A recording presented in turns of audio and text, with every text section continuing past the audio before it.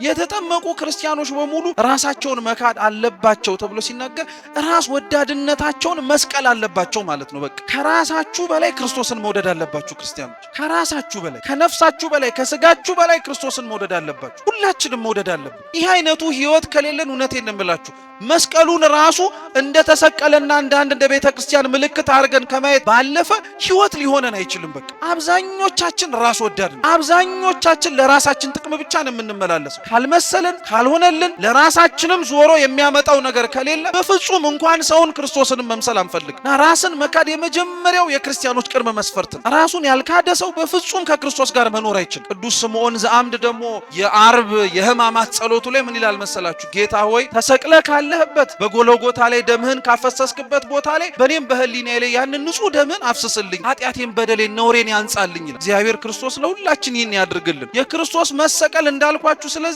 ዋጋ አለው ማለት ነው። ላልገባው ትርጉሙ ላልሰረጸው ለማይረዳው ሰው ነው መነወሪያ፣ መሰዳደቢያ፣ መዘባበቻ፣ አንገትን ማስደፊያና ማሳፈሪያ የሚያደርግ በፍጹም ይሄ ህይወት ነው ክርስቲያኖች። ይሄንን ህይወትም ክርስቲያኖች እንዲኖሩት ክርስቶስ ይፈልጋል። ስለ ስሙ ስንል እርሱ ለኛ የተቀበለውን መከራ እንድንቀበል ይፈልጋል። ስለ ስሙ ስንል እርሱ ለኛ የተቀበለውን ግርፋት እኛም ለሱ እንድንቀበል ይፈልጋል። ዛሬ አሁን የምንቀበለው ግርፋት በነገራችን ላይ ጅራፍ ተነስቶ ጀርባችን ላይ የሚያርፍ ላይሆን ይችላል። ሰይጣን ግን ከክርስቶስ ሊያርቀን የሚያነሳብን የፍትወት ምኛቷቶች በሙሉ የሚገጣብን የሚያርፍብን ጅራፎች እንደሆኑ አበው ይናገራሉ። ያንን ሁሉ ስለ ክርስቶስ ሲሉ መታገስ፣ ያንን ሁሉ ስለ አምላካችን ሲሉ መዋጥ። እውነቴን እኮ ነው የምላችሁ ክርስቲያኖች፣ አንገታችን ላይ የምናስረው መስቀል ክርስቲያን ለመሆናችን ምልክት ብቻ አይደለም እኮ የኑሯችንም ዘይቤ ጭምር። እንደዛ ነበር መኖር የሚጠበቅብን። እውነተኛ ክርስቲያኖች ሆነን እውነተኛ በመስቀል ላይ የተሰበከውን ስብከትን ኖረ ነው ቢሆን ኖሮ ማንም ሰባኪ ቆሞ ባይሰብክ እንኳን ህይወታችንን አይተው ብዙ ሰዎች መማር ይችሉ ነበር። በመስቀሉ ክርስቶስ የመሰቀሉ ምክንያት እኛን ከጠለቅንበት ከገባንበት ከሲኦል አዘቅት ውስጥ ምን አርጎናል?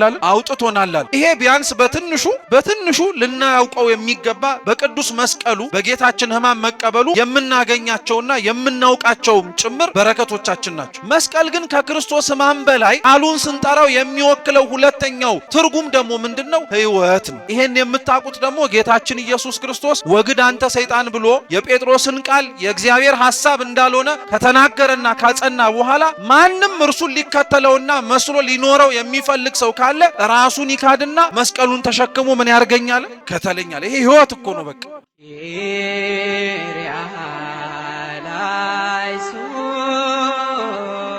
በስመ አብ ወወልድ ወመንፈስ ቅዱስ አሐዱ አምላክ አሜን።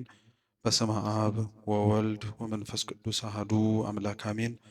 በስመ አብ ወወልድ ወመንፈስ ቅዱስ አሐዱ አምላክ አሜን። ክቡራን አባቶቻችን ካህናት፣ ሊቃውንተ ቤተ ክርስቲያን፣ ወንድሞች ዲያቆናት፣ መዘምራን፣ ከሩቅም ከቅርብም የተገኛችሁ የልዑል እግዚአብሔር ቤተሰቦች በወደደን ባከበረን በአምላካችን ፍጹም ሰላም እንደምን አመሻችሁ? እንደምን ዋላችሁ? ቸርነቱ ምሕረቱ ይቅርታው በእድሜያችን ላይ ጨምሮ በፊቱ ያሳየነውን የእምነት ማነስ የምግባር ጉድለት ይቅር እያለ ለዚህ ያደረሰን የአባቶቻችን አምላክ ልዑል እግዚአብሔር ስሙ የተመሰገነ ይሁን። እንኳን አደረሳችሁ። አምላካችን ቅዱስ እግዚአብሔር ዓለምን ሁሉ ባዳነበት በቅዱስ ዕፀ መስቀሉ ዕለት እንድንሰበሰብ የረዳን ስሙ የተመሰገነ ይሁን። እኩለ ጾሙን በዓለ ደብረ ዘይትን በሰላም በፍቅር በጤና ያደረሰን አምላካችን ለብርሃነ ትንሣኤውን በቅዱስ ሥጋው በክቡር ደሙ ታትመን በዓሉን ለማክበር አምላካችን በቸርነቱ ይፍቀድልን ይርዳን። እንደ እግዚአብሔር ቅዱስ ፈቃድ ባለችን ጥቂት ደቂቃ የሐዋርያው የቅዱስ ማቴዎስ ወንጌል ምዕራፍ 16 ከቁጥር 21 ጀምሮ ተጽፎ በሚገኘው አምላካችን መድኃኒታችን ኢየሱስ ክርስቶስ ባስተማረው የመጽሐፍ ቅዱስ ክፍል መነሻ አድርገን የምንማር ይሆናል። አስቀድሜ የመጽሐፍ ቅዱሱን ቃል ሁላችሁ መስማት እንድትችሉ በንባብ አሰማችሁና ቀጥሎ ወደ ትምህርታችን እንሄዳለን። እግዚአብሔር ከሁላችን ጋር ይሁን። የማቴዎስ ወንጌል ምዕራፍ 16 ቁጥር 21 ከዚያን ቀን ጀምሮ ኢየሱስ ወደ ኢየሩሳሌም ይሄድ ዘንድ ከሽማግሎችና ከካህናት አለቆች ከጻፎችም ብዙ መከራ ይቀበልና ይገደል ዘንድ በሶስተኛውም ቀን ይነሳ ዘንድ እንዲገባው ለደቀ መዛሙርቱ ይገልጥላቸው ጀመር። ጴጥሮስም ወደ እርሱ ወስዶ አይሁንብህ ጌታ ሆይ የከቶ አይድረስብህም ብሎ ሊገስጸው ጀመር።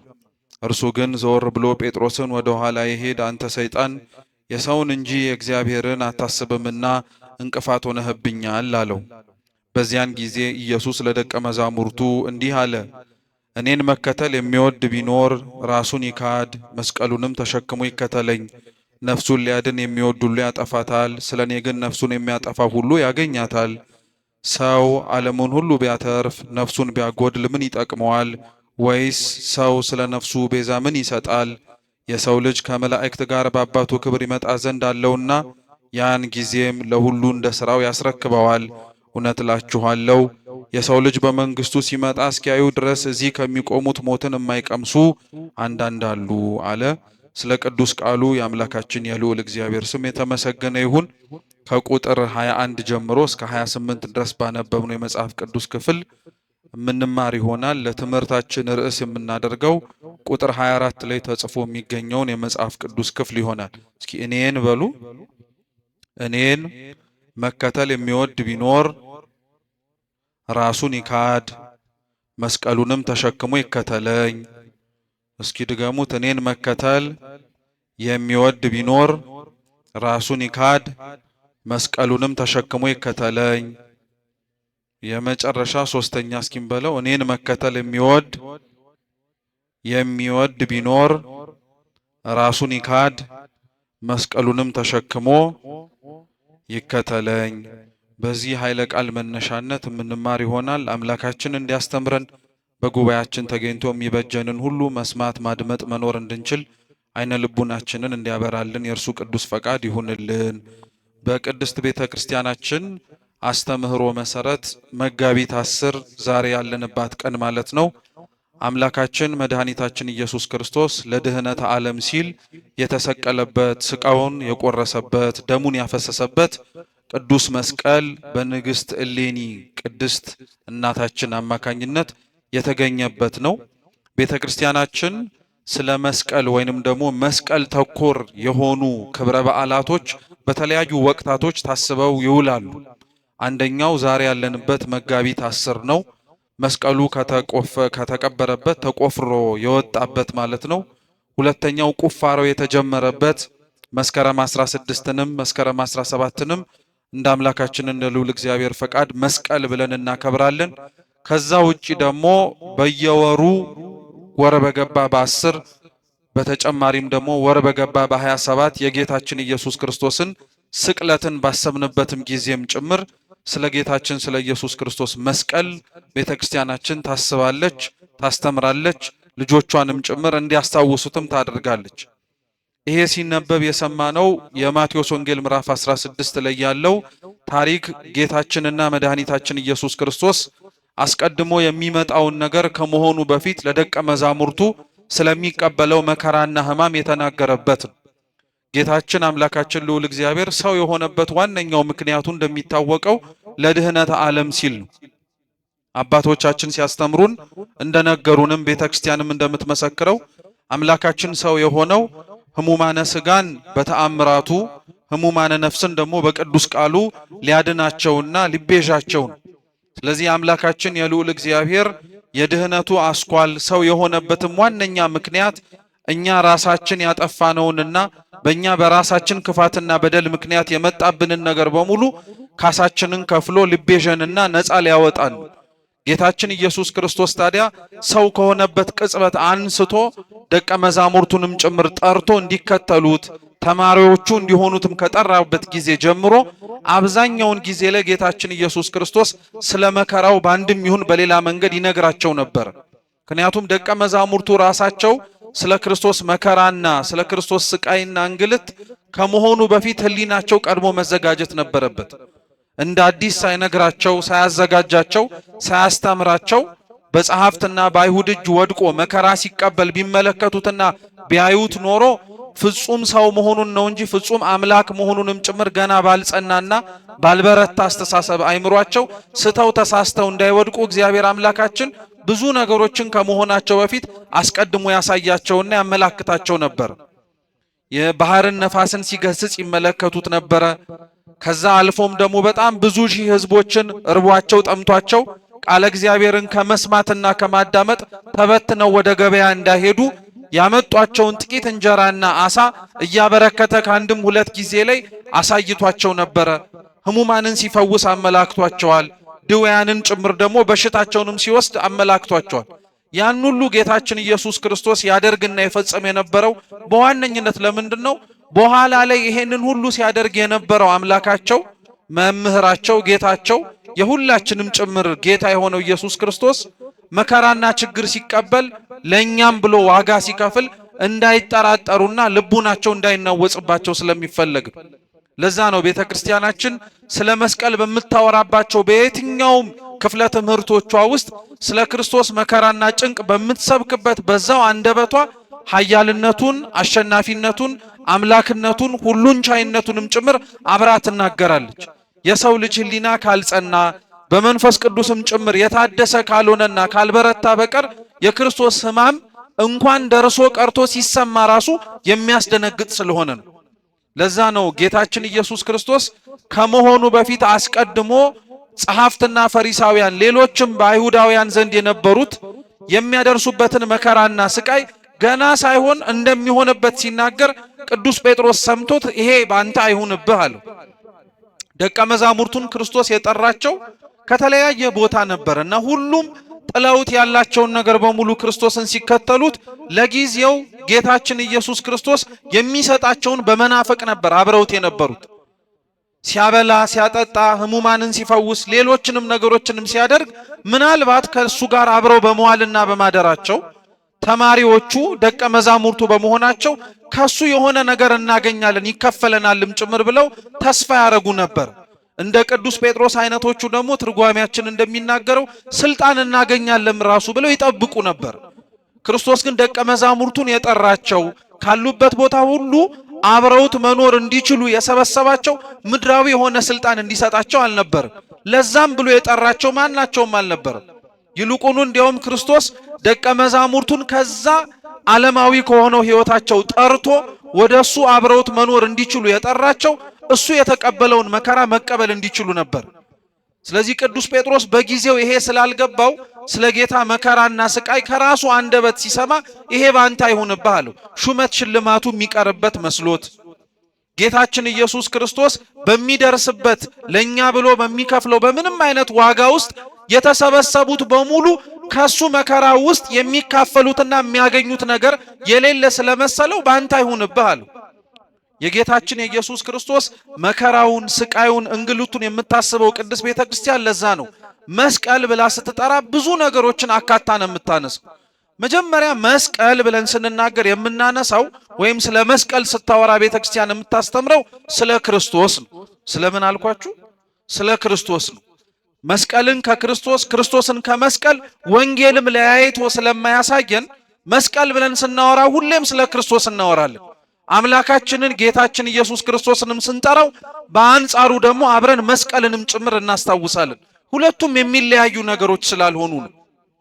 ለዛ ነው መስቀል ብለን መጀመሪያ ስናወራ የምንናገረው ክርስቶስ አምላካችን ስለተቀበለው ሕማምና መከራ ነው። ቅዱስ ጴጥሮስ እንዳልኳችሁ ይሄን ክርስቶስ የተቀበለውን እቀበለዋለሁም ጭምር እያለ ይናገር የነበረው መከራ ለሱ ሊያሰጠውና ሊያስገኘው የሚችለው ምድራዊ ሹመት ስለሌለ አይሁንብህ አለው።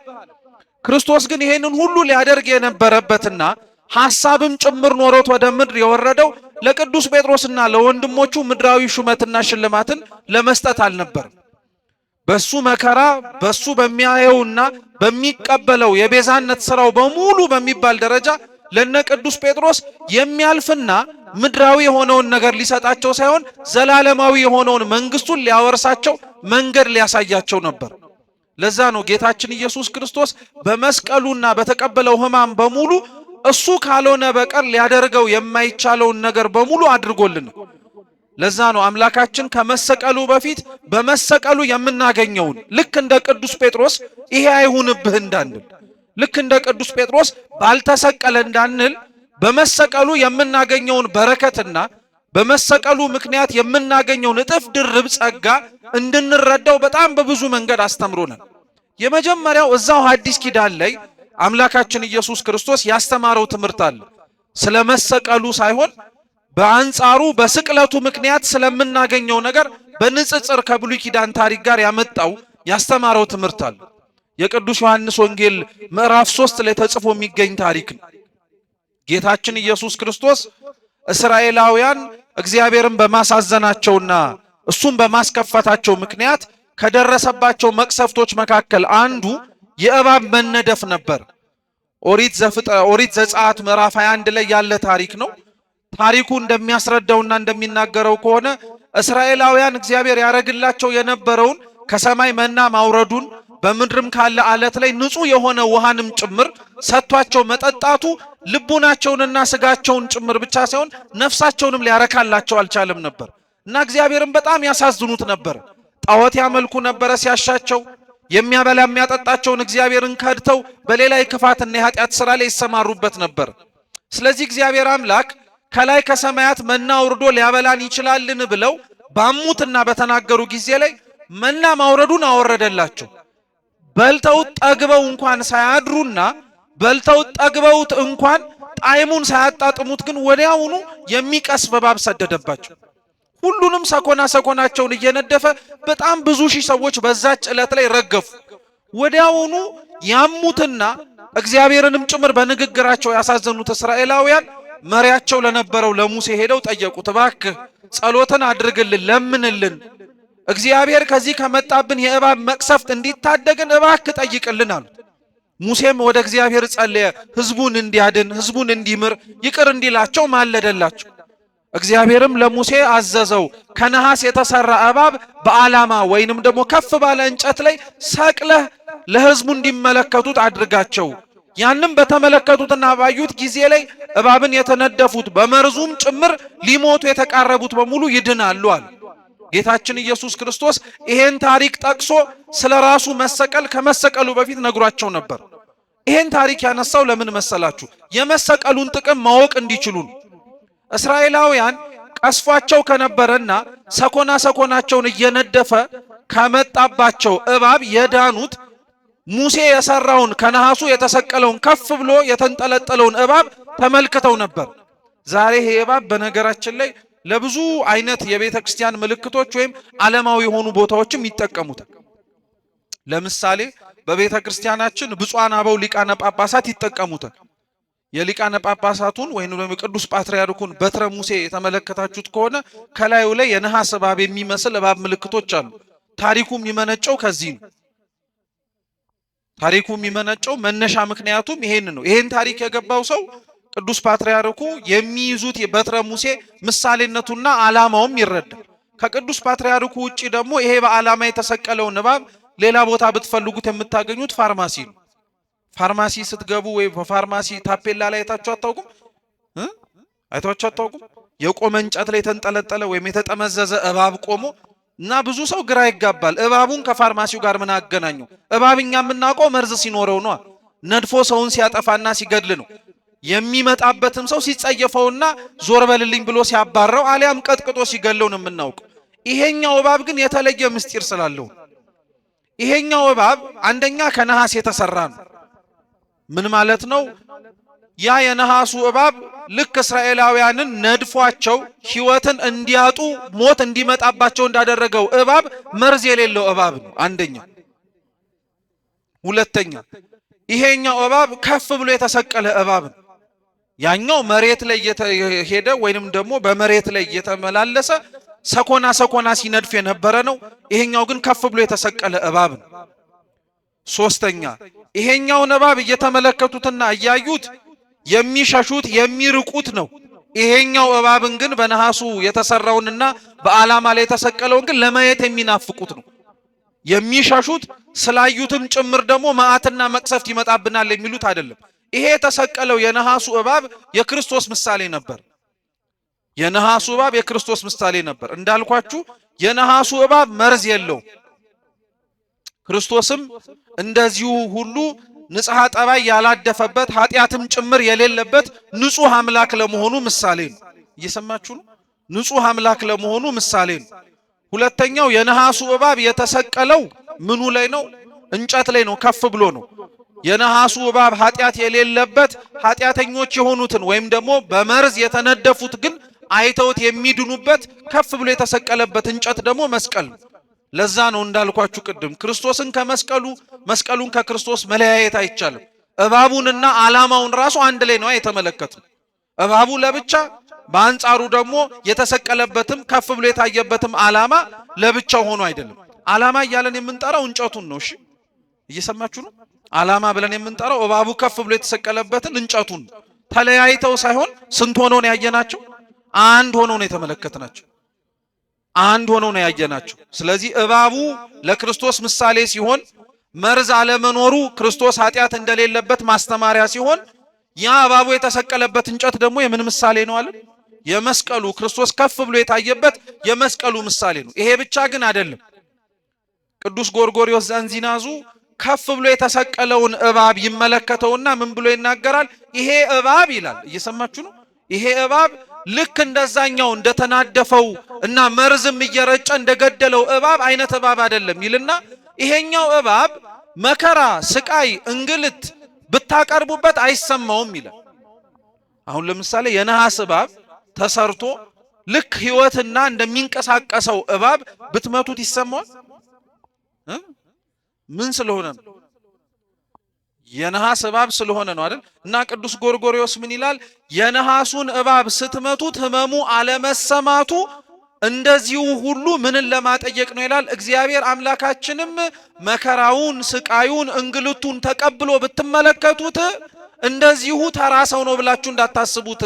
ህማሙ አለመሰማቱን ልክ የነሐሱን እባብ ስትመቱት ህማም አይሰማውም እንዳላችሁት ሁሉ በመለኮታዊነቱ በእግዚአብሔርነቱም ጭንቅና መከራ ላለመድረሱ ማሳያ ነው ይላል። ቅዱስ ኤፍሬም ሶርያዊ ደግሞ የተሰቀለውን እባብ እየተመለከተ ምን ይላል? ይሄ የተሰቀለው እባብ ሕይወት የሌለው እባብ የሞት ምሳሌ ነው ይላል። ክርስቶስ ያሸነፈው በመስቀሉም ድል ያደረገው ምልክት ነው ብሎ ይናገራል። ስለዚህ ክርስቶስ በዛች ቅጽበት ላይ ይሄንን ታሪክ አንስቶ ለሕዝቡ ሲናገር የነበረው በመሰቀሉና መከራ በመቀበሉ ምክንያት እኛ ክርስቲያኖች የምናገኘውን በረከት እየነገረን ነበር። አንደኛ ያስጨነቀን እየነደፈም ጭምር ኃጢአት የተባለ መርዙን ሲዘራብን የነበረውን ሰይጣንን አሸነፈልን። አንደኛ። ሁለተኛ ያሸነፈልን ድል ያደረገልን አምላካችን ደግሞ ስለኛ ሲል ከፍ ብሎ ታየልን። ምን ታርጎ ታየልን? ከፍ ተብሎ ታየልን። ስለኛ ሲል ማለት ነው። ስለኛ ሲል ከፍ ብሎ ሌላውን በሙሉ መመልከትና ማየት በሚችልበት ደረጃ ላይ ከፍ ብሎ ተመለከተልን። ክርስቶስ አንደኛ በዚህ ምሳሌ አስረዳቸው። ከዚህ ምሳሌ ውጪ ስለ ክርስቶስ መስቀል በሌሎች መጽሐፍትም ጭምር የምናገኘውን ጥቅም ደግሞ መጽሐፍ ቅዱሳችን ሲነግረን ለሁለተኛ ምሳሌ አድርገን የምናነሳው ሁለተኛ ነገሥት ምዕራፍ 6 ላይ ያለ ታሪክ ነው። የታሪኩ ባለቤት የኤልያስ ደቀ መዝሙር የነበረው ነብዩ ኤልሳ ነው። ኤልሳ ከደቀ መዛሙርቱ ጋር ወይንም ደግሞ ነቢያት በጥንት ሰብስበው ያስተምሯቸው ከነበሩት ተማሪዎቹ ጋር አብሮ በሚሄድበት ጊዜ ላይ ተማሪዎቹ ምሳር ይዘን ወይንም ደግሞ የምንቆርጥበት መጥረቢያ ይዘን እንጨትም ቆርጠን ማረፊያ የሚሆነንን መቀመጫ የሚሆንብን ስፍራ እንስራ አሉ። ፈቀደላቸው፣ ስሩ አላቸው። ከደቀ መዛሙርቱ መካከል አንዱ በያዘው መጥረቢያ እንጨት ሲፈልጥ አቅራቢያው የነበረ ሐይቅ ወይንም ደግሞ ባህር የታቆረ ውሃ ስለነበረ ወዲያውኑ ይፈልጥበት የነበረው መጥረቢያው ወደ ውሃው ገባበትና ሰጠመበት። ያው መጥረቢያው መስጠሙ ያን ያክል የሚደንቅ ነገር አይደለም። ክብደት ያለው ነገር ስለሆነ ግዴታ ወደ ውሃው ውስጥ መስረግ አለበት፣ መግባት አለበት። ወዲያውኑ ያደቀ መዝሙር ደነገጠና ወደ ኤልሳ ሄዶ ነገረው። የተበደርኩት የራሴ ያልሆነ የሰው መጥረቢያ ነው። እንጨት ልፈልጥ ስል ወደ ውስጥ ገባብኝና አሁን እንዴት ብዬ ላውጣው? ጠፍቶብኛል። ምን እባክህ እርዳኝ ብሎ ለኤልሳ ነገረው። ነብዩ ኤልሳ ምን አደረገ? ከዙሪያው መካከል ከነበሩት የእንጨት ቅርፊቶች ወይም እንጨት አነሳና ባህሩ ላይ ጣለው። እየሰማችሁ ነው? ባህሩ ላይ ሲጥለው ኤልሳ የጣለው እንጨት ወደ ውስጥ ሰረገ። የሰረገው ብረት ደግሞ እንጨቱ ወደ ውሃው ውስጥ ሲገባ ከፍ ብሎ ወጣ። ያም ሰው የጠፋበትን ወይንም ደግሞ ተበድሬው ነበረ ሰው ሊቆጣኝ ይችላል ያለውን መጥረቢያ ተማሪው ይዞት ወጣ። ምን ለማለት ተፈልጎ ነው? በተፈጥሮ ወይንም ደግሞ በምናውቀው መንገድ እኛ የምናውቀው እንጨት ሲንሳፈፍ ነው እንጂ ወደ ውስጥ ሲገባ አይደለም። በተፈጥሮ እኛ የምናውቀው ክብደት ያለው ነገር ልክ እንደ መጥረቢያ ያለ ነገር ወደ ውሃ ሲሰጥም ነው እንጂ ተንሳፎ ወደ ላይ ሲወጣ አናውቅም። የትኛውም ሰው ድንጋይ ሲንሳፈፍ አይቶ አያውቅም። ድንጋይ ጥለ ነው ምን ሲያደርግ ነው የምናውቀው? ወደ ውስጥ ሲገባ ነው የምናውቀው። በዚህ ቅጽበት ላይ ግን እኛ ከምናውቀውና ከለመድነው አዲስ ነገርን እግዚአብሔር አምላክ በነቢያቱ በኩል አደረገ። ምን ሊያስተምረን ፈልጎ መሰላችሁ? ኤልያስ ጥሎ ኤልሳ የጣለው የነበረው እንጨት የጌታ የኢየሱስ ክርስቶስ የመስቀሉ ምሳሌ እንደሆነ ከአባቶቻችን ሐዋርያን አበው መካከል አንዱ ሰማዕቱ ቅዱስ ዮስጢኖስ የሚባል አባት አለ። በረከቱ ለሁላችን ትድረሰን። እሱ ኤልሳ የጣለው እንጨት የክርስቶስ የመስቀሉ ምሳሌ ነው ይላል። በአንጻሩ ደግሞ ተማሪው ሲጠርብበት የነበረው ወይንም ደግሞ ሲፈልጥበት የነበረው መጥረቢያ ደግሞ የሞት ምሳሌ ነው። ሲፈልጥበት የነበረው መጥረቢያ ወደ ውስጥ ገባ ወይንም ደግሞ ሰጠመበት። ልክ ለኤልሳ ያ መስጠሙን መናገሩ ማለት የሰው ልጆች በደረሰብን መከራ ስቃይና እንግልት ሁሉ እግዚአብሔር ያድነን ዘንድ ጮህን። ኤልሳ የተባለው ክርስቶስ ነው። ክርስቶስም መስቀሉን ላከልን ወይም ተሰቀለልን። ባህሩ ላይ ጣለው ማለት ወደ ምድር ወርዶ ተሰቀለ ማለት ነው። የክርስቶስ መስቀል ልክ እንደ ኤልሳ እንጨት ወደ ውስጥ ገባ ማለት የክርስቶስ መስቀል አሸናፊነቱ ወደ ጥልቅ ወደ ተባለ ወደ ሲኦል ወረደ ማለት ነው። በሱ የመስቀሉ የቤዛነት የማዳን የመውረድ ሥራ ደግሞ እኛ ውስጥ የነበርነው መጥረቢያዎቹ የተባልን ኃጢአተኞቹ ምን አድርገን ወጣን ማለት ነው? ከፍ አድርገን ተንሳፈን ወጣን ማለት ነው። ስለዚህ የክርስቶስ መስቀል ምን ጥቅም አገኛችሁ? ምንስ ጥቅም ሰጣችሁ? ተብለን ብንጠየቅ ሲኦል ውስጥ የነበርነውን ሁሉ ልክ እንደ መጥረቢያው ከፍ ብለን እንድንወጣ አደረገ እንላለን። እስኪ ከሲኦል አስወጣን በሉ። ከሲኦል አስወጣን ማለት ነው። ስለዚህ ይሄም ጴጥሮስ ስላልተረዳ ጌታ ሆይ ይሄ ባንተ አይሁንብህ ብሎ ተናገረ። ጌታችን ኢየሱስ ክርስቶስ ግን እንዳልኳችሁ ስለ መስቀሉ ሲናገር፣ ስለ ሕማሙ ሲናገር ጴጥሮስ ያልተረዳው የመጀመሪያው ነገር ቢኖር ሕማሙና እንግልቱ ሊሰጠው የሚችለውን በረከት፣ ሕማሙና እንግልቱን በመከተሉ ምክንያት ሊያገኘው የሚችለውን ረድኤት ስላልተረዳው ነው ይሄን ያልነው። ዛሬም ድረስ በነገራችን ላይ የክርስቶስ መስቀል ያልገባን ሰዎች በጣም ብዙ ሰዎች አሉ። የክርስቶስ መስቀል የድህነት ስራው የፈጸመው የቤዛነት ስራ በሙሉ ምን ማለት እንደሆነ ትርጉሙ ያልገባን ማለት ነው። ትርጉሙ ያልገባን ማለት በነገራችን ላይ ክርስቲያኖች መሰቀሉን የማናውቅ ለማለት አይደለም። ሕማም መቀበሉን ለኛ ጭምር ያልተረዳን ለማለት አይደለም። እሱ የተረዳውና የገባው ሰው ሕይወቱ በሙሉ ዋጋ እንደተከፈለለት ሆኖ ነው መኖር ያለበት። መስቀሉ አልገባንም የምንለው አኗኗራችን ዋጋ እንደተከፈለለትና አምላክ ሕይወቱን ሰጥቶ የኛን ሞት እንደወሰደልን አይነት አይደለም። አሁንም ድረስ በኃጢአት በነውር በክፋት በበደል የምንመላለስ ሰዎች ስለሆንን የመስቀሉ ትርጉም ገና አልገባንም። እኛ በዓሉን የምናከብረው በክብረ በዓሉም ጭምር ስለ መስቀል ቤተክርስቲያን መላልሳ የምትሰብክበት ምክንያት መስቀል ትርጉሙ ምልክቱን ከማየት የሚጀምር ይሁን እንጂ ውስጡ ያለው ግን የክርስቶስ ሕማም የሰጠንን ሕይወት ያወጣልንንና ያስገኘልንንም ጭምር ነገር መረዳት ላይ ስለሚያተኩር ነው።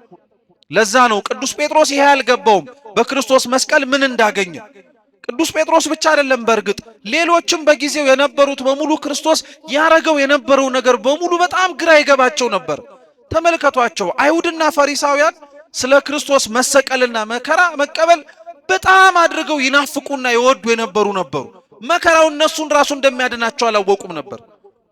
የሱ መከራና ጭንቅ መቀበል ለነሱም የሚሆን አልመሰላቸውም ነበር።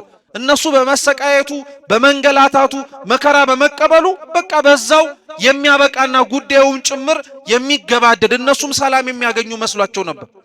ክርስቶስ ግን ለሚያሰቃዩትና መከራ ለሚያበዙበት ሰዎች ራሱ ሕማሙን ችሎ ይቀበል የነበረበት ምክንያት ከዚህ ካልሆነ በቀር ለነሱ ሕይወት የሚሰጥበት መንገድ ስላልነበረ ነው። ይሄ ብቻ አይደለም። የክርስቶስን መስቀል ስታስቡ አብራችሁ የተቀበለውንም መንገድም ጭምር እንዳትረሱት ክርስቲያኖች።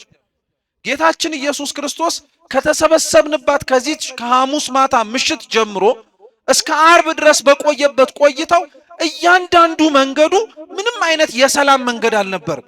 በጣም ጭንቅ የበዛበት በጣም መከራም ጭምር ያየለበት ነበር። በአንድም የጉዞ በአንድም የአስተምህሮ ጉዞ ላይ አምላካችን ኢየሱስ ክርስቶስ ደቀ መዛሙርቱ ገመድ ይዘው እሱ ሰይፍ ይዞ በጉልበትና በኃይል ሲያሳምን አላየነውም ነበር።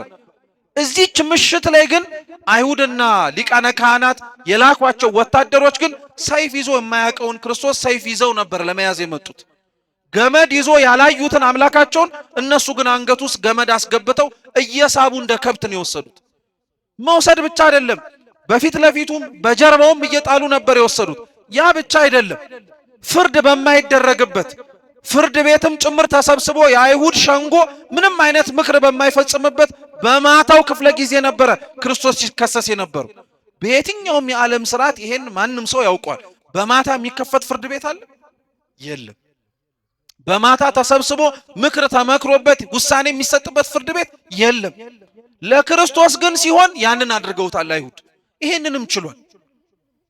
ዝምን ያላቸው በዛም ቦታ ላይ አቁመውት ሐናና ቀያፋ ከፊት ለፊቱ ቆመው ሲፈርዱበት ሲመረምሩት ስህተትን እናገኛለን ብለው ከንግግሩ ከትምህርቱ ከተግባራቱ ሲያወሩት ክርስቶስ ምንም አላለም። ዝምታው ራሱ በቂ መልስ ነበር። እነሱ ግን ሊረዱት አልቻሉለትም ነበር። ያም ብቻ አይደለም፣ በወዳጆቹ አብሮ ደግሞ ሰው ሆኖ ሊያድናቸው በተመላለሰ በሕዝቡ መካከል ብቻ ሳይሆን አሳልፈውም ጭምር ለማያውቁት እኮ ለሮማውያን ሰጥተውታል። ክርስቶስም በእነሱም ፊት ተመርምሯል። ያኔም ዝም ብሏል። አንድ ሰው ከመሰቀሉ ወይም ደግሞ የሚሰቀል ከሆነ አይገረፍም፣ የሚገረፍም ከሆነ አይሰቀልም። ክርስቶስን ገርፈውን የሰቀሉት ፍርድን አጉድለውበታል። በማታ መመርመር አይቻልም ብያቸዋለሁ። ተሰቅሎ መገረፍ ተገርፎ መሰቀል የሚባል ነገር አልነበረም። እሱን ግን ይሄንንም አድርገውበታል። ይሄንን ሁሉ መከራ፣ ይሄንን ሁሉ ጭንቅ፣ ይሄንን ሁሉ ስቃይ ሲታገስና ዝም ብሎ አምላካችን ሲቀበለው የነበረው ከነሱ ከሚወርድበት ከጅራፉ ከነሱ ከጎነጎኑትና ራሱ ላይ ከጣሉበት ከሾህ አክሊሉ በላይ ጥልቅ ሆኖ ይሰማውና ያመው የነበረው የኛ ፍቅር ስለነበረ ሌላ ምንም ነገር ኖርበት አይደለም። ያን ሁሉ መከራ ዝም ብሎ የታገሰው እኛን ስለሚወደን ብቻ ነው። እንዲህ ያለ የመውደድ እንዲህ ያለ የማፍቀር እንዲህ ያለ ዋጋ የመክፈልን ነገር ከክርስቶስ ውጪ ለኛ ማንም አድርጎልን አያውቅም፣ አያደርግልንም ጭምር። ይሄንን አምላካችን ብቻ ነው ያደረገው። እና ቅዱስ ጴጥሮስ ብቻ አይደለም እንዳልኳችሁ፣ ሌሎችም ይሄም ያደረገውን ድርጊት አልገባቸውም ነበር። ሰቅለውት ርቃኑን ምራቃቸውን ሲተፉበት ሰዎችም ሰብስበው እንኳን ሲያሰድቡት እንኳን በመስቀል ላይ ተሰቅሎ ሳይራሩለትና መከራ ሲያበዙበት እንኳን ጌታችን ኢየሱስ ክርስቶስ ዝም ያላቸው ስለ ሰው ፍቅር ግድ ስለሚለው ይሄ አልገባቸውም ነበር። ስለዚህ ልክ እንደ ቅዱስ ጴጥሮስ እንዳልኳችሁ ይሄ አይሁንብህ የሚል ሰው ካለ ስለ ክርስቶስ መከራ መስቀል መቀበልና ስለ መስቀሉም ጭምር ስለሚመጣበት ነገር በሙሉ ያለ መረዳት ያለ ማወቅ በመስቀሉ ያገኘውንም ሕይወትም ጭምር ያለ መረዳት ምክንያት ጌታችን ግን ቅዱስ ጴጥሮስ ለተናገረው ቅዱስ ጴጥሮስም ደግሞ አይሁንብህ ላለው የመጀመሪያው ንግግሩ የመለሰለት መልስ በጣም የሚደንቅ ነበር። ሂድ ወግድ አንተ ሰይጣን ያለው ጴጥሮስን አልነበረም እንደዛ ሲል የነበረው። የጴጥሮስ ንግግር ሹመት እንዳይርቅበት የተናገረው ይመስልኛል እንጂ በውስጥ ታዋቂነት ይወራ የነበረው ሌላ ነገር ነበር። የክርስቶስን አለመሰቀል መከራ ለመቀበል ይወድ ይናፍቅ እንዳይሆን ይፈልግ የነበረ ቢኖር ሰይጣን ብቻ ነው፣ ሌላ ማንም አይደለም። ሌላ ማንም አይደለም። ለመስቀል ጠላቱ ሰይጣን ብቻ ነው። ለመስቀል ጠላቱ ዲያብሎስ ብቻ ነው። እና የሱ የግብር ልጆች የሆኑት ስራውን የሚመስሉት በሙሉ መስቀልን አይወዱትም። ሌላው በሙሉ ግን መስቀልን ሲያየው የሚያየው የሞተውን አምላኩን ብቻ አይደለም፣ ሕይወት የሰጠውንም ጌታውንም ጭምር። ዛሬ መስቀልን ስናየው የምናለቅሰው ለቅሶ እውነት ነው፣ ጌታ የተቀበለውን ሕማም በማሰብ በማስታወስ ነው። መስቀልን አይተን የምንደሰተው ደስታ ግን የኛ ሞት ርቆ ሕይወትን ያገኘ ነው በምኑ አማካኝነት ስለሆነ ነው? በመስቀሉ ብቻ ስለሆነ ነው። በመስቀሉ ብቻ ስለሆነ ነው። ስለዚህ ወግድ አንተ ሰይጣን አለ። ይሄ ያንተ ሐሳብ አይደለም ቅዱስ ጴጥሮስ አለ። ከኛ ሐሳብ እንግዳ የሆነ ከኛ ሐሳብ ውጪ የሆነ ምንም አይነት ነገር ሲመጣ በነገራችን ላይ ወግድ አንተ ሰይጣን እንላለን። መጽሐፈ መነኮሳት በነገራችን ላይ ለዚህ ምስክር ነው። ክርስቲያኖች በጸሎት ሰዓት፣ በተመስጦ ሰዓት፣ በቅዳሴ ሰዓት ቅዱስ ንባብ በሚያነቡበት ቅዱሳት መጽሐፍትን በሚመረምሩበት ሰዓት ሰይጣን ከሚፈትናቸው ፈተናዎች መካከል አንዱ የሐልዮ ፈተና ነው፣ የሐሳብ ፈተና ነው። እነሱ ያላሰቡትን እንዲያስቡ ሊሆን ይችላል። አለበለዚያ ደግሞ የስድብ ቃላትን ጭንቅላታቸው ውስጥ ያመጣባቸዋል። በጣም ብዙ ክርስቲያኖች በዚህ ይቸገራሉ። እንዲህ ሲሉ መጽሐፈ መነኮሳት ሁለት ነገሮችን እንድናደርግ ያዘናል። አንደኛ በትምህርተ መስቀል አማትባችሁ ልክ ክርስቶስ ለቅዱስ ጴጥሮስ እንዳለው ወግድ አንተ ሰይጣን በሉ ይላል። ሐሳቡ የእናንተ ሳይሆን የማን ስለሆነ? የጠላት ስለሆነ። ሁለተኛው ደግሞ የእመቤታችንን ጸሎት እንድንጸልይ ያዘን። እርሱም አንዲት ቃል ናት። በነገራችን ላይ ነፍሴ እግዚአብሔርን ታላቅ ታደርገዋለች የምትለው አትገርም? እቺን ጸሎት ብቻ አድርጓት ይላል መጽሐፈ መነኮሳት። ምክንያቱም የነፍሴ እግዚአብሔርን ታላቅ ታደርገዋለች የሚለው የእመቤታችን የጸሎቷ የመጀመሪያው ሐረግ የቅድስና ምልክትም ጭምር። ሰው በስጋው በተለያየ ነገር እግዚአብሔርን ሊያከብር ይችላል። ጾሞ ጸልዮ ሰግዶ መጽውቶ መከራንም ጭምር ተቀብሎ ነፍሴ እግዚአብሔርን ታከብረዋለች ማለት ነፍሴ ከኃጢአት ተለይታ ለእግዚአብሔር ባሪያው ሆና ትገዛለታለች ማለት ነው። ያን የቅድስና ደረጃ ያን የቅድስና ጸሎት የጸለየችውን የድንግል ማርያምን ቃል ድጋሚ ክርስቲያኖች ሲደግሙበት ይህንኑ ስለማይፈልገው ጠላትም ይርቃቸው።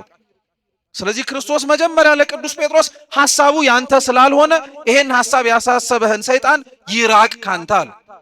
ሁለተኛ በዛው ንግግር ውስጥ ሊነግረው የፈለገው ነገር ደግሞ ምንድነው? ይሄ የኔ መሰቀል መውረድ መወለድ እኔ አሁን የተናገርኩት ሳይሆን ትላንትና በነቢያቶችም ጭምር ሳስነግር የነበረ ነው። ስለዚህ አንተ አይሁንብህ እያልክ የምትናገረው ነገር ለአንተ አለመጥቀም ብቻ ሳይሆን የነቢያትንም ትንቢት ሐሰተኛ ያስብለዋል። ለጴጥሮስ ጥቅም ተብሎ ለጴጥሮስም ጭምር በእጄ ተብሎ የሚፈርስ የሚናድ የሚሻር የነቢያት ትንቢት አይኖርም።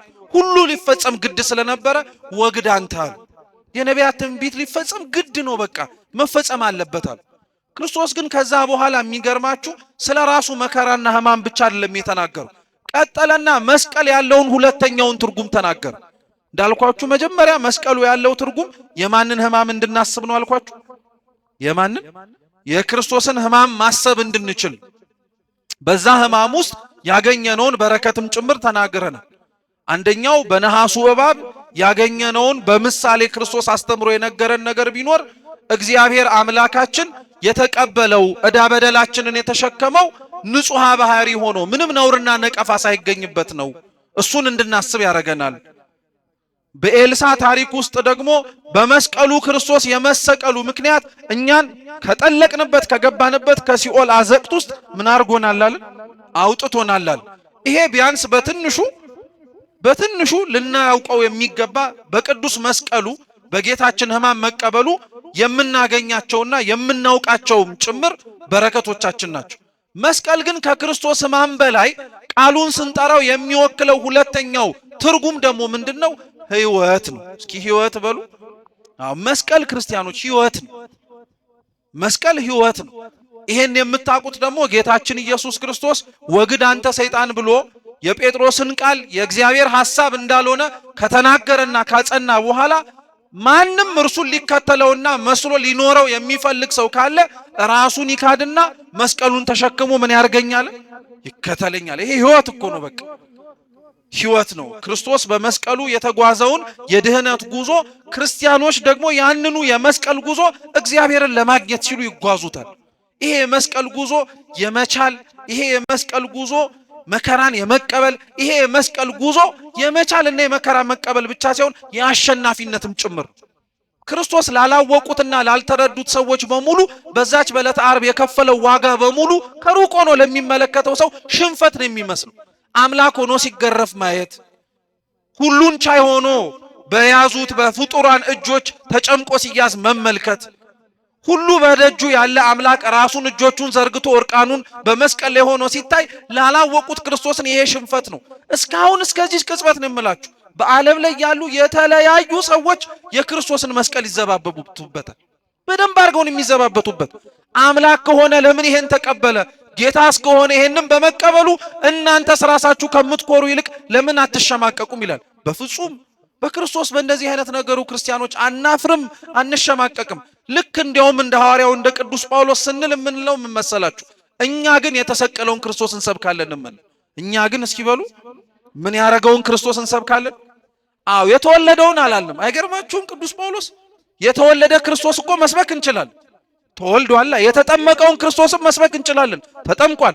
እንጀራ ሲያበረክት የነበረውንም ክርስቶስ መስበክ እንችላለን። እኛ የምንሰብከው ግን የተሰቀለውን ነው። ስቅለት ለአይሁዳውያን ሳይሆን ለሮማውያን የነውር የኃጢአተኛ የሚቀበለው የመከራ ጥግ ነው።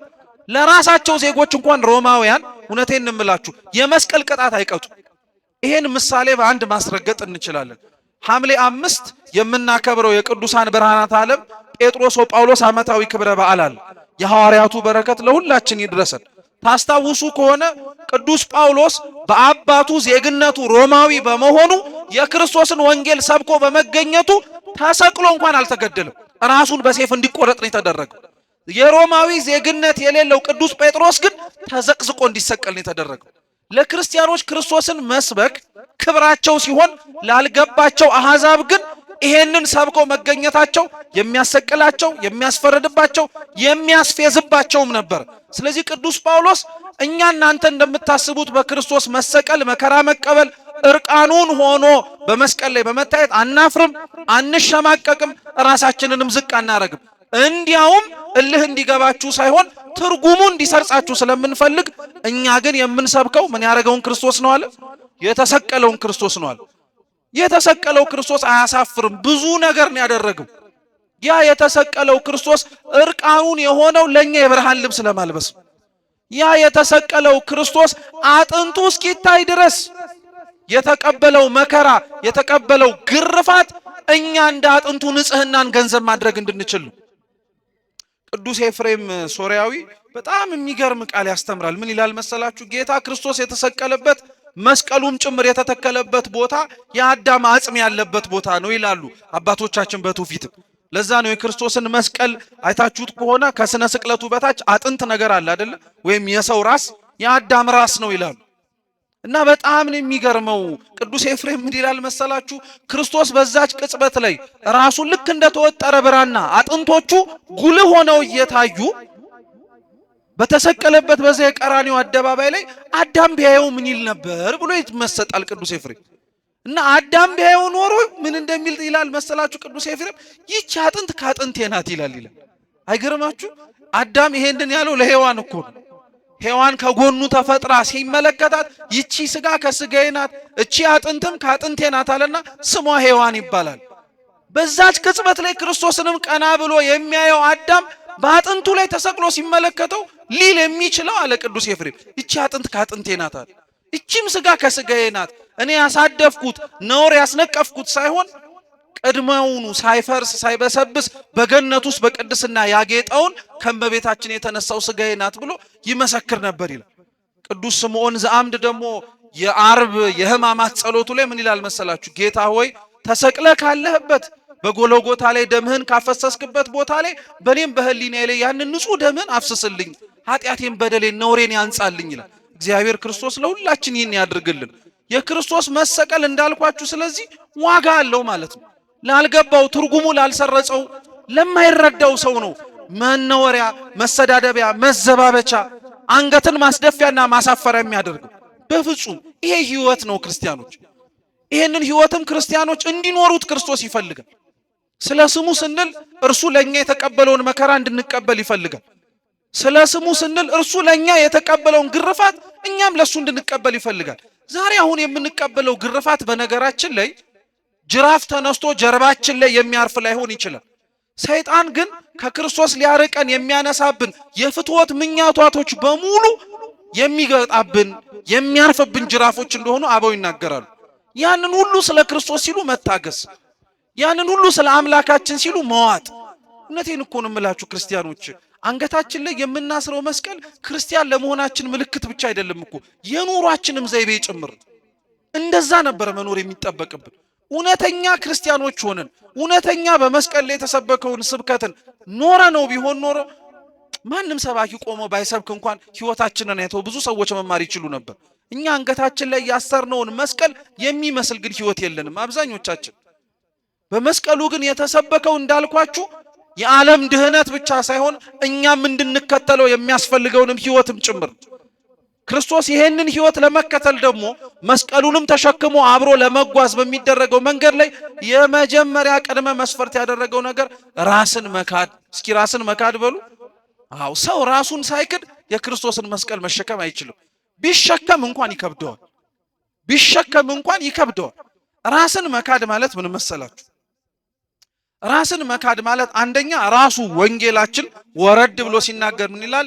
ማንም ነፍሱን ሊያገኛት ወይንም ደግሞ ሊያተርፋት የሚወድ ቢኖር ይጣላት ይላል አይደል? ትርጓሜያችን ምን ይላል? ማንም ነፍሱን ሊያተርፍ የሚወድ ቢኖር ራሱን ወይንም ደግሞ ነፍሱን በገራይተ ጥምቀት በጥምቀት ጉድጓድ ውስጥ ይጣላት ይላል።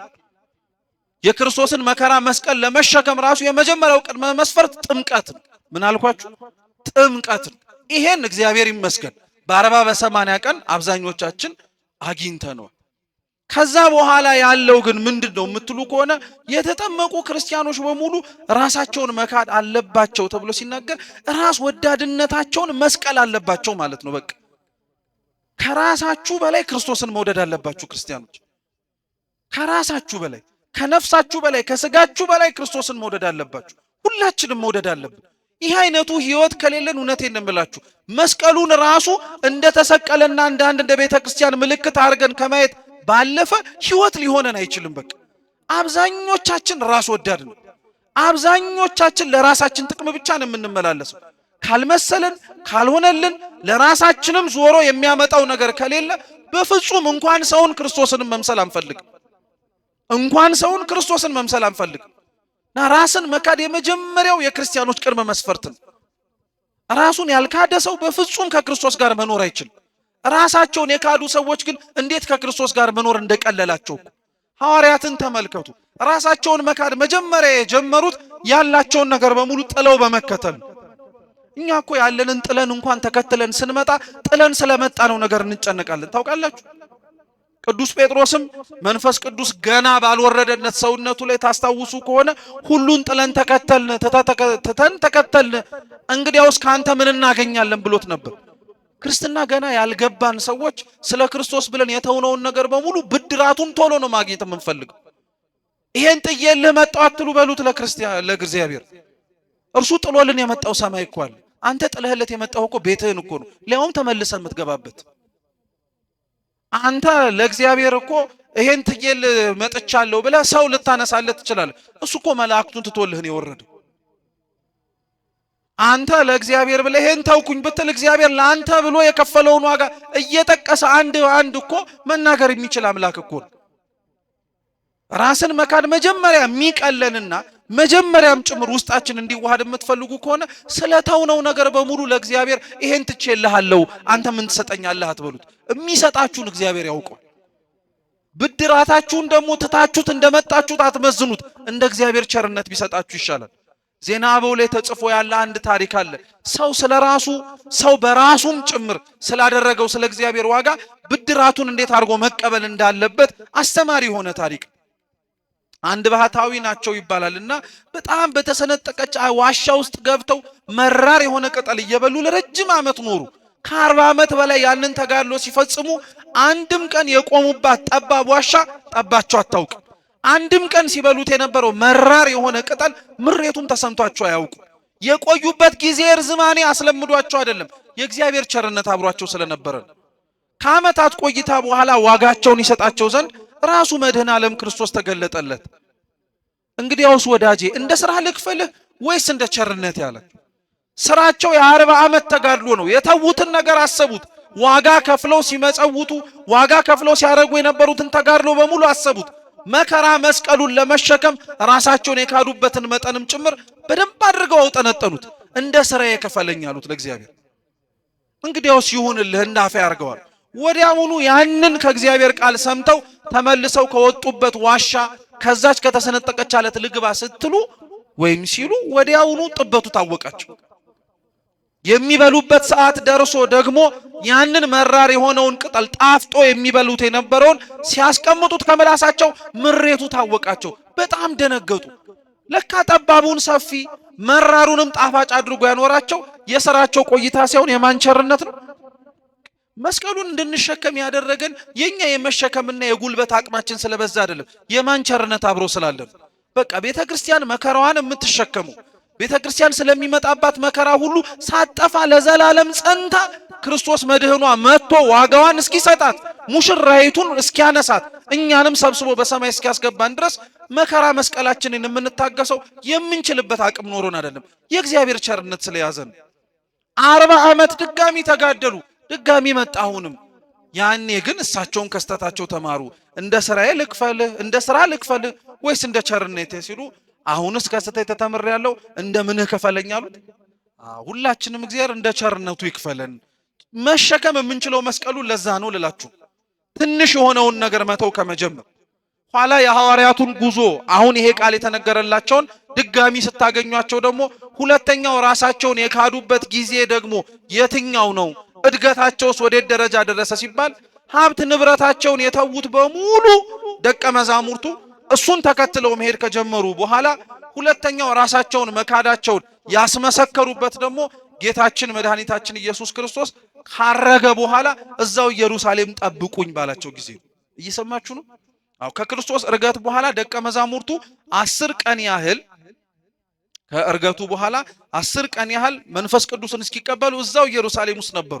ይሄ በነገራችን ላይ በምን አይነት ቋንቋ ልንገላችሁ፣ በቃ የጦርነት አውድማ ላይ ነው መሃል ላይ የተቀመጡት፣ ቢገኙ የሚገደሉበት ማለት ነው።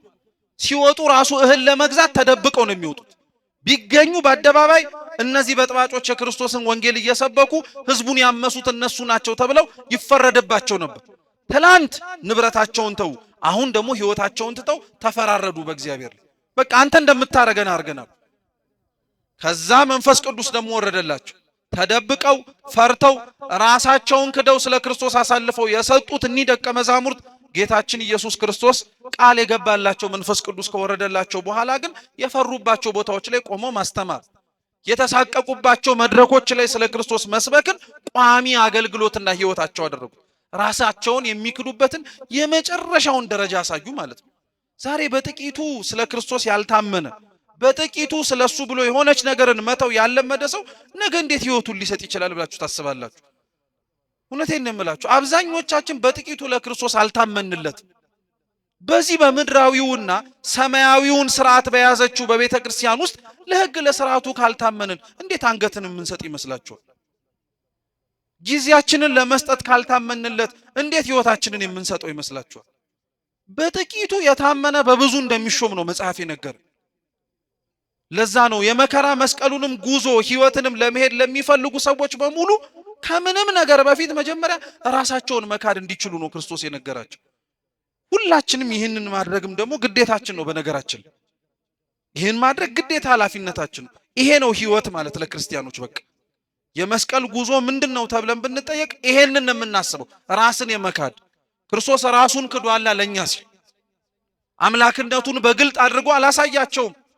መከራውን ተቀብሎ ስቃዩን ተቀብሎ ችሎት ለኛ ሲል ታሞ በሚያሰቃዩት ሰዎች ፊት አቅም እንደሌለው ተቆጠረ እንጂ እኛም እኮ በሚያሰቃዩን በሚያንገላቱን ዋጋ በሚያስከፍሉን ሰዎች ፊት እኮ አቅም የሌለን ተደረገን የምንቆጠረው። እኛ ግን እንናደዳለን፣ እኛ ግን እንበሳጫለን።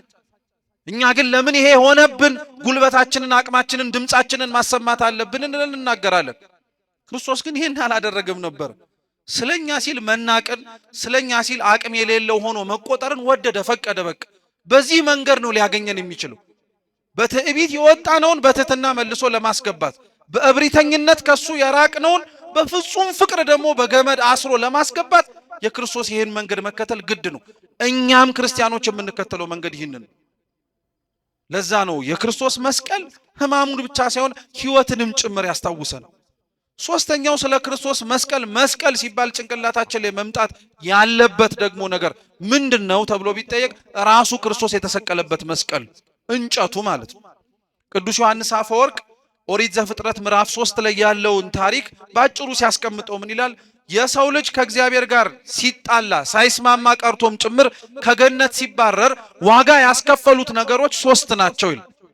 አንደኛው ሞት ይላል። እስኪ ሞት በሉ። ሞት ነው። ሁለተኛው ድንግል ናት። እስኪ ድንግል በሉ። ሶስተኛው ደግሞ እንጨት ነው። እስኪ እንጨት በሉ። ስለነዚህ 3 ምክንያት ይላል ቅዱስ ዮሐንስ አፈወርቅ እንኖርበት ከነበረበት ገነት ተሰደን ወጣናል። ሴቲቱ ምክረ ከይሲን በመስማቷ ምክረ ከይሲን የሰማችው ሴቲቱ ከባለቤቷ ጋር እንጨት የተባለ በለስን በመቅጠፏ እንጨት የተባለ በለስን በመቅጠፋችን ደግሞ የመጣብን ሞት ከእግዚአብሔር ጋር አለያየናል። ያንኑ ያለያየንን መስመር ያለያየንን መንገድ ግን አምላካችን ሰው ሆኖ ለካሳ ሲመጣ በሙሉ አስተካከለዋል። እንዴት? የሴቲቱን ድንግልናዋን የጆሮዋን ያሳጣትን ምክረ ከይሲን ሰምታንም ጭምር ለመውደቅ ምክንያት የሆነችንን በሷ ፋንታ እመቤታችንን አቆመልን። ሔዋን የከይሲውን ወይም የሰይጣንን ምክር ሰምታ ለኛ መውደቅ ምክንያት እንደሆነች ሁሉ ዛሬ የሐዲስ ኪዳኒቱ ሔዋን ዳግሚት ተብላ የምትጠራ ድንግል ማርያም የሰማችው ምክር በእባብ ቆዳ ውስጥ ተደብቆ ያለውን የሰይጣንን ሳይሆን ከእግዚአብሔር ተልኮ በ6ኛው ወር ከፊት ለፊቷ ገብቶ የቆመውን የእግዚአብሔር መልአክ የቅዱስ ገብርኤልን። ያቺኛዋ የመጀመሪያይቱ ሔዋን በሰማችው ምክር ወደ ምድር ወረድን። ሁለተኛይቱ ዳግሚት ሔዋን በሰማችው ምክር ደግሞ ድጋሚ ተመልሰን ወደ ሰማይ ለመውጣት መንገድ ተከፈተል። ስለዚህ የሴቲቱን በሴት የሰማችውን ምክር በሌላ ምክር ለወጠ። የወደቅንበትን እንጨት ደግሞ መልሶ በሌላ እንጨት ለወጠው። እርሱም ደግሞ ምንድነው? በልተን ቀጥፈን የጣለንን ዕፀ በለስን ስናስታውሰው ዛሬ ደግሞ በልተን ቀጥፈን ስጋውን ደሙን የቆረሰበትን መስቀልን ተካልንና እሱን እንድናስታውስ አረግ። ከዚህ ቦታ ላይ ከዚህ ቤተ መቅደስ ላይ ተተክሎ ሁሌም የማይነጥፈው ሁሌም የማይቀደው ሁሌም ጭምር ደግሞ የማይታጣው የጌታችን የኢየሱስ ክርስቶስ የቅዱስ ስጋው የክቡር ደሙ ፍሬ የመስቀል የበረከት ፍሬ። መስቀልን ስናይ እሱም ትዝ ሊለን ያስፈልጋል ክርስቲያኖች። መስቀልን ስናይ እሱም ትዝ ሊለን ያስፈልጋል። ይሄ መስቀል ተመልሰን ወደ ሰማይ የወጣንበት መሰላል። ያዕቆብ ተኝቶ ያየው መሰላል ጫፉ ላይ እግዚአብሔር ነበር የነበረው። እኛስ መስቀሉን ስንመለከት እላዩ ላይ የምንመለከተው ማንን? ክርስቶስን እኮ ነው። መስዋዕት ሆኖ እንደ በግ ቆሞ የዮሐንስ ራእይ ምዕራፍ 5 ላይ ሲናገር ባለ ራእዩ ቅዱስ ዮሐንስ ምን ብሎ ይናገራል? በጉንም የታረደውንም ቆሞ አየሁት ይላል። የታረደው በግ ለዓለም ድህነትም ሲል የወረደው የእግዚአብሔር በግ ተብሎ የሚጠራው ክርስቶስ ነው። በግ ስለሆነ ነው በበረት የተወለደው። በግ ስለሆነ ነው በቤተ ሳይዳ በበጎች መጠመቂያ በበጎች መናኸሪያ አካባቢ የተመላለሰው ክርስቶስ። በግ ስለሆነ ነው ንጹህ መስዋዕት ሆኖ ራሱን ያቀረበው። ያንን መስቀል ስናይ ግን በግ መስዋዕት ብቻ አይደለም የምናየው፣ ሊቀ ካህንም እናያለን። እንደ ኦሪቱ ስርዓት ከሆነ ሊቀ ካህን በዓመቱ ለሚያቀርበው የስርየት መስዋዕት ሲል እጆቹን ይዘረጋ ነበረ። ክርስቶስ ሲሰቀል ምኖቹን ዘርግቶ ነው? እጆቹን ዘርግቶ የራቅነውን እኛን ሊሰበስበን ሕዝብ አሕዛብ የሆነውን ሰብስቦ አንድ ሊያደርገን እንደ ሊቀ ካህንነቱ ደግሞ ራሱ መስዋዕት ነውና መስዋዕቱን ሊያሳርግ። ስለዚህ መስቀሉን ስናየው አሁንም እንዳልኳችሁ ነው። መስዋዕት ይታየናል። መስዋዕቱን የሚቀበለውም አካል ይታየናል። በአንጻሩ ደግሞ መሰዊያውም መስቀሉም ጭምር ይታየናል። አንገታችሁ ላይ ያለውን መስቀል ስታዩት ግን ይሄ ትዝ ይላችሁ ይሆን? ይሄ መስቀል እኮ አንገታችን ላይ አንጠለጠል ነው። ይሄም ትዝ እንዲለን እኮ ነው። በጉ ትዝ እንዲለን ክርስቶስ። ይሄን መስቀል ስንመለከተው ሊቀ ካህኑ ክርስቶስ ኃጢአታችንን ያጠፋልን ያስተሰርይልን ያስማረን አምላካችን ትዝ እንዲልን እኮ ነው። ክርስቲያኖች መስቀላችን አንገታችን ላይ እኮ የተደረገው የህልውናችንም ጉዳይ ስለሆነ እኮ ነው። እግራችን ላይ አላረግነው፣ ከፍ ብሎም ግንባራችንም ላይ አላንጠለጠለው፣ አንገታችን ላይ ነው ያረግነው። አንገት ከሰውነታችን ቢቆረጥ ህይወት እንደሌለን ሁሉ መስቀሉ ከኛ ከተለየም ህይወት ስለሌለን እኮ ነው።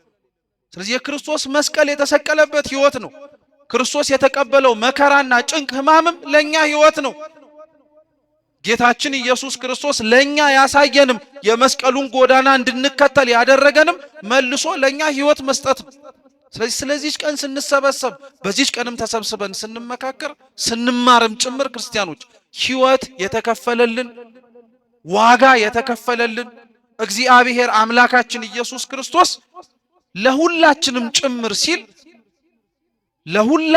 ጭምር ሲል የምላችሁ ክርስቲያኖች አደራ፣ ማንንም ለይቶ አይደለም፣ ለሁላችንም ጭምር ሲል ዋጋ የተከፈለልን ሰዎች መሆናችንን አትዘንጉ። ዋጋ የተከፈለበት ህይወት ያለው ሰው ደግሞ እንደዚሁ ነው መኖር ያለበት። ያንን ህይወት መኖር እንድንችል አምላካችን በቸርነቱ በምሕረቱ ይርዳን። ራሳችንን መካድ እንድንችል አምላካችን ይፍቀድልን። ይሄንን መንገድ ካልተከተልን መስቀሉ ላይ ያለውን ቅዱስ ስጋውን ክቡር ደሙን ከክርስቶስ እጆች ካልተቀበልን ይሄንኑ የህይወታችን አካል መሆኑን አምነን መሮን ካልቻልን በጉ ድል አድርጎ ክርስቶስ ከገባበት መንግስትስ እንዴት ልንገባ እንችላለን? ክርስቲያኖች ይሄን ሁሌ ለራሳችን እናስበው አደራ። የሰማነውን በአምላካችን በልዑል እግዚአብሔር ቅዱስ ቃል የተመከርነውን ሁሉ በልቡናችን ሰሌዳ ይጻፍልን። አምላካችን መድኃኒታችን ኢየሱስ ክርስቶስ ከመስቀሉ ረድኤት በረከት ሁላችንን የሚክፈለን በቸርነቱ በምሕረቱ እንዳሳዘነው እንዳስከፋነው ሁሉ በመስቀሉ ፍኖትና ጎዳና ጭምር ተመላልሰን ደግሞ ዘላለማዊ ህይወትን መውረስ እንድንችል አምላካችን በቸርነቱ ይርዳን። የሰማነውን በልቦናችን በድጋሚ ይጻፍልን። በጎደለው በነጠበው በሊቃውንት በመምህራን የሚታረም ይሁን። ወስብሐት ለእግዚአብሔር።